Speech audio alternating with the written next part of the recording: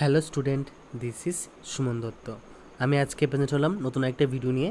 আজকের ভিডিওতে থাকছে ক্লাস 9-এর ইতিহাস থেকে আরেকটা চ্যাপ্টার, ইউরোপের সমাজবাদ এবং রুশ বিপ্লব। তো আশা করি সবাই তোমরা ফরাসি বিপ্লবটা সম্পর্কে এই যে ভিডিও তোমাদের দিয়েছি তোমরা এটা দেখেছো, ঠিক আছে? তো আজকে তোমরা দেখবে ইউরোপের সমাজবাদ এবং রুশ বিপ্লব। তো এটাকেও আমি পার্ট পার্ট করে তোমাদের সামনে প্রেজেন্ট করব, যা করে তোমরা ভিডিওটা সম্পূর্ণ দেখতে পারো, প্লাস এখানে তোমরা বুঝতে পারো যে কী কী বলেছে, ঠিক আছে? তো আমরা একটু এক ঝলক দেখে নেব যে ইউরোপের সমাজবাদ এবং রুশ বিপ্লব থেকে কী কী আসতে পারে, মানে কত মানের উত্তর আসতে পারে। ওকে, এর দেখো আমাদের ব্লু প্রিন্ট, মানে কি socialism in Europe and the Russian revolution, মানে ইউরোপের সমাজতন্ত্র এবং রাশিয়ার বিপ্লব। একের মান আসবে একটা এখান থেকে, তারপর একের মানটা প্রথমটা কী আসবে এমসিকিউ হিসাবে, ঠিক আছে? তারপর যে একের মান আসবে সেটা কী আসবে এক কথা উত্তর আসবে দুইটা, তাহলে কত হলো 3-এর মান, আর একটা 2 মান আসবে, তাহলে কটা হলো 2, 3, 2, 5, মানে এখান থেকে টোটাল তোমাদের 5 নাম্বার আসবে, ঠিক আছে? তো এই 5 নাম্বারের জন্য সম্পূর্ণ বইটা ডিসকাস শুনে বা জানা রাখা দরকার, কারণ এখান থেকে কই থেকে যে প্রশ্ন করবে তোমরা বলতে পারবে না, ঠিক আছে? চলো আমাদের পরে আমরা চলে যাই। তো এই পার্টের মধ্যে সবার আগে আমরা পড়ব কি সামাজিক পরিবর্তনের যুগ, ঠিক আছে?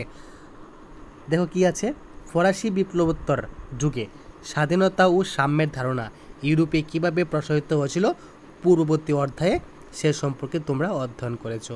মানে ফরাসি বিপ্লবের আগে স্বাধীনতা ও সাম্যের জন্য ইউরোপে কীভাবে প্রসারিত হয়েছিল তা আমরা আগের অধ্যায়ে জানছি, ঠিক আছে?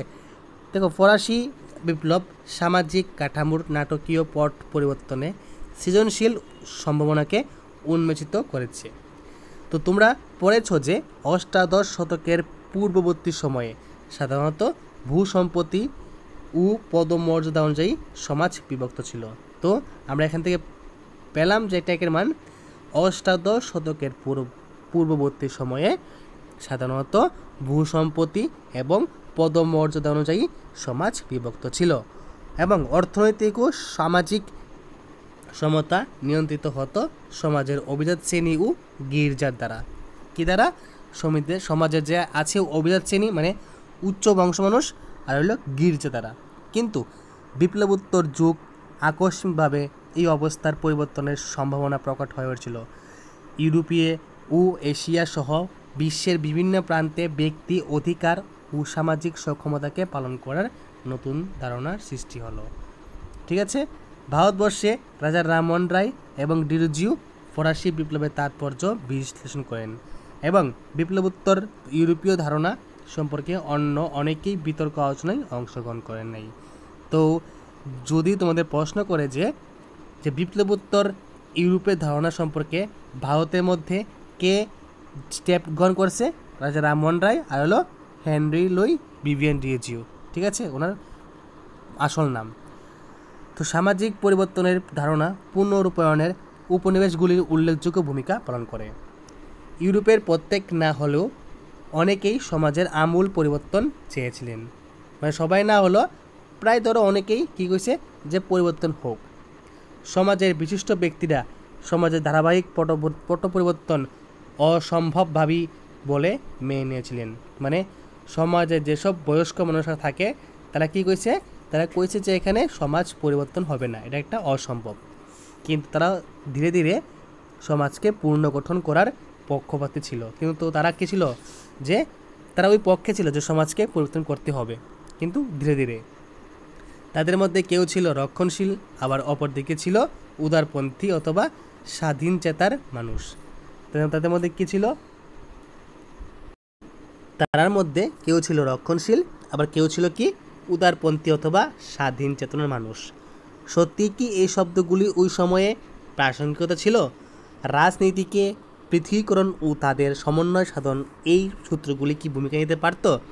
আমাদের সর্বদা মনে রাখা প্রয়োজন, সব সময়ে বিষয়বস্তু বিশ্লেষণ একই পদ্ধতিতে অবলম্বন করা উচিত নয়। মানে এখানে কইতেছে যে সত্যি কি ওই সময় এইসব জিনিস বা এইসব কথাবার্তা গ্রহণযোগ্য ছিল?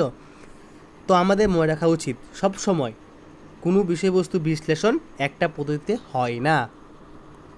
ঊনবিংশ শতকে গুরুত্বপূর্ণ রাজনৈতিক ঐতিহ্যের উপরে সংক্ষেপে আলোকপাত করলে দেখা যায় যে তারা কিভাবে পরিবর্তনকে প্রভাবিত করেছিল। তখন আমাদের কোনো একটি ঐতিহাসিক ঘটনার পর গুরুত্ব দেওয়া উচিত যা সমাজের আমূল পরিবর্তনে সহায়তা করেছিল।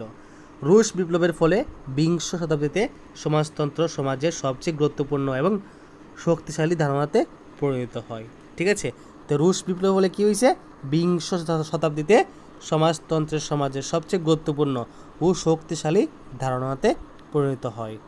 তো আজকে এই পার্টটা তোমাদেরকে আমি বুঝিয়ে দিলাম। যদি ভিডিও ভালো লাগে থাকে অবশ্যই ভিডিওটাকে শেয়ার করো সবার সাথে, যা করে তোমার সাথে অন্যরা দেখতে পারে। আর প্রথম থেকে শেষ অবধি ভিডিও দেখার জন্য সবাইকে অসংখ্য ধন্যবাদ। দেখা হচ্ছে একটা গুরুত্বপূর্ণ ভিডিওতে।